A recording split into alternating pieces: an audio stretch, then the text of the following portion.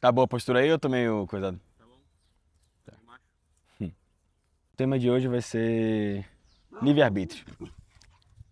Hoje temos um cenário um pouco diferente, então vamos ter um pouco de latidos, barulhos de pássaros, patos e a Mel ali correndo dentro da casa. É... Às vezes é um pouco difícil entender as formas como Deus age, porque você tenta entender o porquê de alguma coisa sem entender a origem daquilo.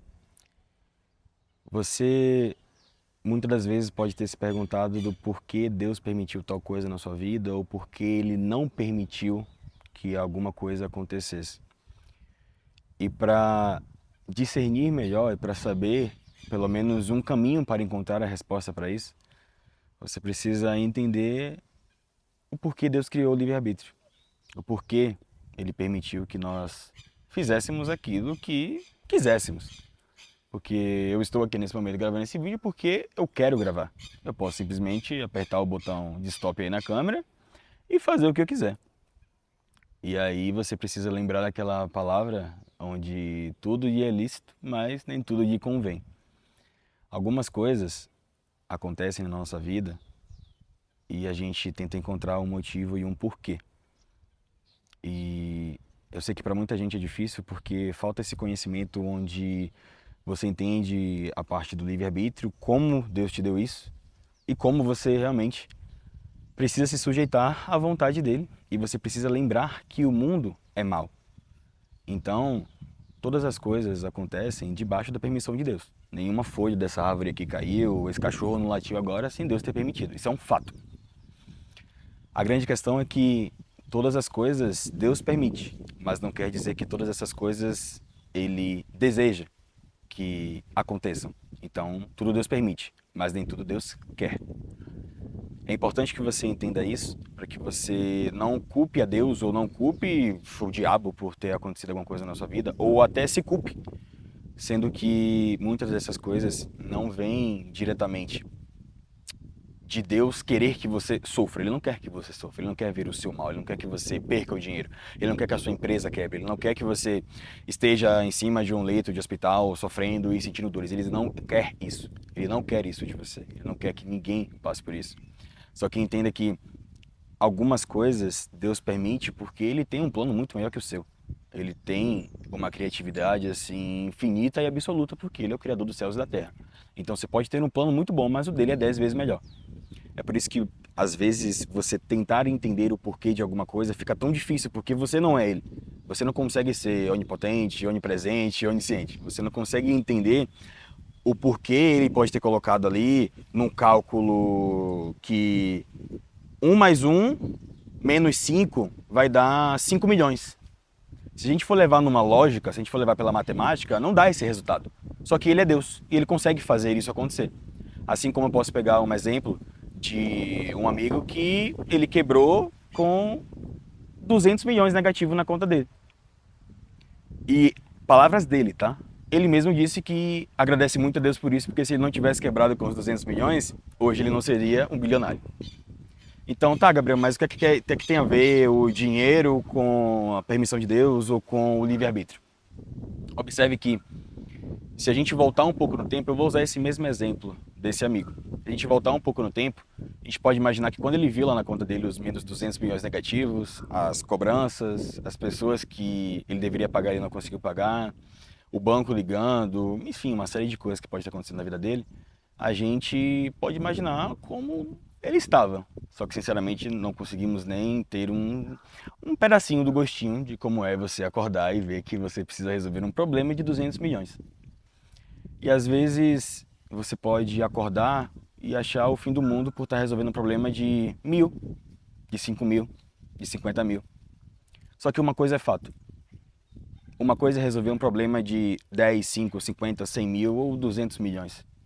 Outra coisa é você não conseguir resolver algo como, por exemplo, você ter uma pessoa que você ama em cima de um leito de hospital e não tem dinheiro no mundo que pague a cura daquela pessoa, não tem dinheiro no mundo que pague aquela pessoa simplesmente receber uma injeção, receber um soro, receber alguma coisa e ela conseguir ser curada.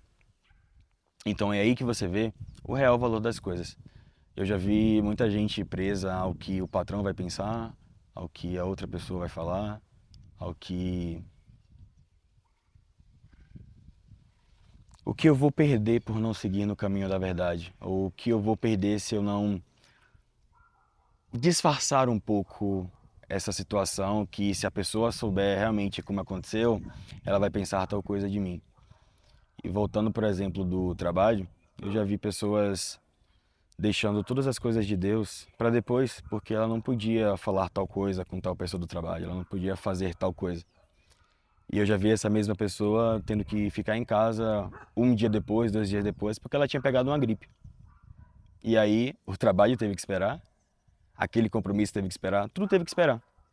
Só que infelizmente tudo teve que esperar da pior forma possível. Gabriel, você está dizendo que Deus quis que a pessoa ficasse doente, ruim para ela aprender? Não, mas se ele quisesse também ele faria. Aí, sinceramente, só a pessoa com ele para poder saber a resposta. Então, a reflexão que eu quero trazer para você hoje é que você reavalie as coisas que são prioridade na sua vida. Porque é muito fácil você dizer sim para aquilo que é óbvio. Isso não é ter fé. Ter fé não é quando eu te digo que você tem uma proposta de 50 mil reais de salário, que você precisa abandonar o seu outro emprego para você começar no outro dia. Isso não é ter fé. Eu só te fiz uma proposta. Só te disse, quer 50 mil? Sai do seu emprego. Você vai dizer sim ou não. Se eu disser sim, amanhã você chega aqui e começa a trabalhar. Se você quiser um adiantamento, podemos te adiantar lá os 50 mil que você quer de salário. Ou você pode ter que esperar, né, os 30 dias ali para você receber o seu salário. Isso é uma proposta. Só que quando a gente entra no lugar da fé, é diferente. É você lembrar um pouquinho de Pedro andando sobre as águas. Então ele falou, Senhor, se tu és quem tu diz que és, você é realmente, né, o Filho de Deus, me faça andar sobre as águas. E ele teve a coragem de colocar o pé na água e ele andou. Só que em um dado momento, ele lembrou e falou, ué, como assim? Como assim? Tô em cima da água, tô andando. E nesse momento, ele afunda. E nesse momento também, Jesus estende a sua mão e puxa Pedro de volta. Isso demonstra claramente o quanto você precisa estar alinhado e conectado com ele. Porque você pode duvidar que ele te faça andar sobre as águas. E ele vai lá e te faz andar. Aí quando você chega lá, você fala, não, mas pera ainda.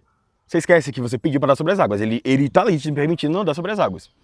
Quando você tá lá, você fala, ah, mas vai que a chuva piora, ou vai que cai um raio aqui, ou sei lá o quê.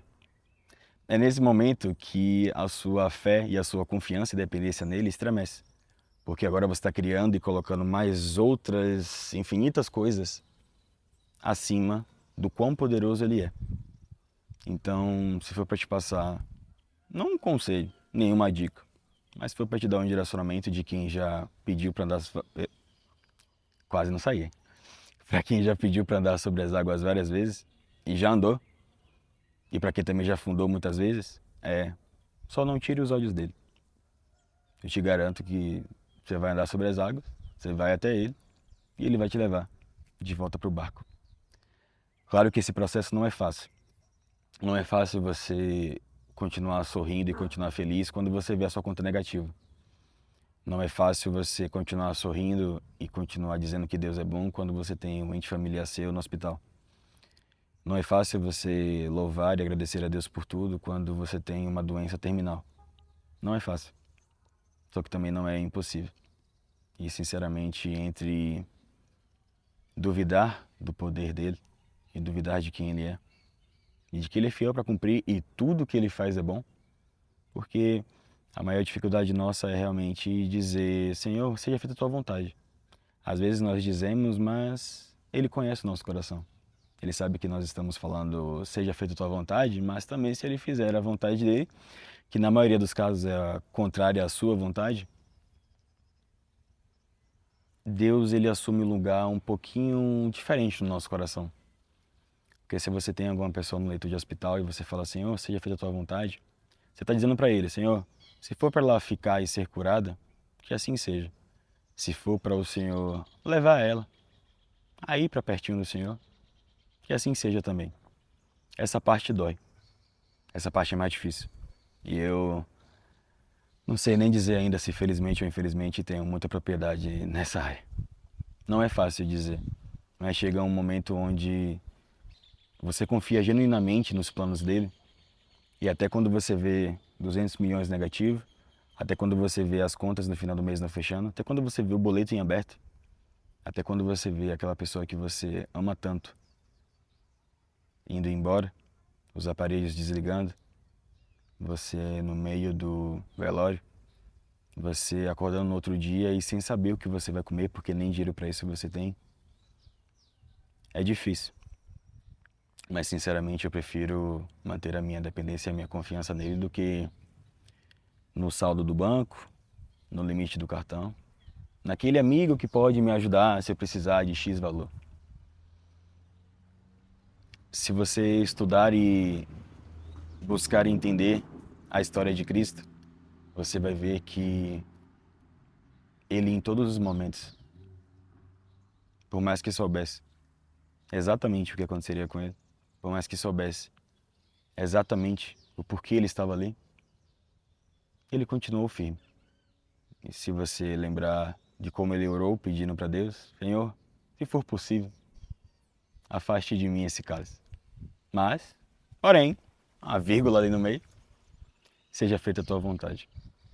Porque eu prefiro fazer a vontade de Deus, por mais que você traga 1001 matemáticos para dizer que a conta não vai dar certo, por mais que você traga 1001 médicos formados em Harvard, em qualquer que seja a faculdade, especializado em não sei quantos anos, eu prefiro confiar nele. Por mais que todos eles até digam, Gabriel, não, se você for por aqui, todos os cálculos estão batendo certinho. Vai dar certo por aqui, ó, tá tudo certo. Ó, o dinheiro tem, o limite tem, já tá certo aqui, temos todas as ferramentas disponíveis para conseguir curar essa pessoa, ou temos as ferramentas disponíveis para poder construir isso daqui. Se Deus me disser, Gabriel, você não vai fazer, eu não vou fazer. Porque não tem como eu dizer que confio nele se tudo meu depende e é baseado nos outros, é baseado nos homens. E claro que você precisa ter muita sabedoria para conseguir diferenciar isso, para saber quando é o momento de confiar, quando é o momento de calar, quando é o momento de falar, quando é o momento de agir e quando é o momento de esperar. Você precisa ter sabedoria para tudo isso. E você só consegue treinar essa habilidade quando você está diante de uma situação que você não tem nenhuma outra opção além de depender dele. E eu só consegui realmente aprender a lição quando ele teve que me tirar tudo. Ele já me tirou tudo várias vezes. E ainda assim eu não aprendi a lição. Só que teve uma vez que foi diferente. Teve uma vez que eu falei, Senhor, deixa eu fazer certinho para ver se realmente o Senhor é quem tanto dizem que o Senhor é. Então eu fui um pouco Pedro ali naquela história, naquela situação com Deus. Falei, deixa eu fazer certinho para ver se realmente o Senhor faz. Deixa eu abrir mão de tudo que me apega a este mundo, de todas as coisas que não agradam o seu coração, para ver se realmente o Senhor faz. E não que ele não pudesse fazer comigo no caminho errado, torto, do avesso. Não que ele não pudesse fazer, ele pode fazer. Porque o amor dele por mim é incondicional. Não é baseado no que eu faço. Ele vai continuar me amando. Se eu parar aqui agora e eu quiser, sei lá, encher a cara a noite inteira, ele vai continuar me amando. Essa é a diferença. O meu pai pode me abandonar, a minha mãe pode me abandonar, minha mãe pode não querer falar comigo, meu pai pode não querer, o meu irmão, minha prima, o meu tio, mas ele sempre vai estar lá por mim. E é aí que você começa a entender porque tem tantas pessoas com muitas feridas emocionais, porque elas simplesmente ainda não conheceram o Cristo que elas poderiam conhecer. E esse Cristo está, às vezes, a um momentozinho de leitura de distância. Então, acho que é essa a mensagem que eu quis trazer para vocês hoje, para que vocês refletissem um pouco nisso e buscassem sempre a luz da palavra e primeiramente entregar os seus planos na mão de Deus. Não primeiro deixe para buscar... Não primeiro deixe para buscar, foi engraçado. Não busque primeiro o saldo na conta do banco, o limite no cartão, aquele amigo para fazer tal coisa, antes de, em primeiro lugar, consultar a Deus, porque tudo que Ele faz é bom. Às vezes a pessoa pode chegar e te dizer que, não, mas essa condição é só para hoje, se não fechar hoje vai perder. Tudo bem, porque há um tempo determinado para todas as coisas debaixo do céu. Então, eu posso perder aqui uma condição incrível, de um desconto em tal coisa que eu queria ou precisava comprar. Ok, se Deus quiser e se eu confiar nele, possa ser que daqui a uma semana ou um mês, quando, né, a pessoa que queria me vender, ou sei lá o que, não ia mais existir, apareça lá de novo uma condição 2 vezes melhor. E eu já vi isso acontecendo. Então, é isso. Vou encerrar esse vídeo aqui, porque senão ele vai ter uns 50 minutos de duração e eu ainda tenho outros temas para falar. Fechou? Que Deus abençoe vocês.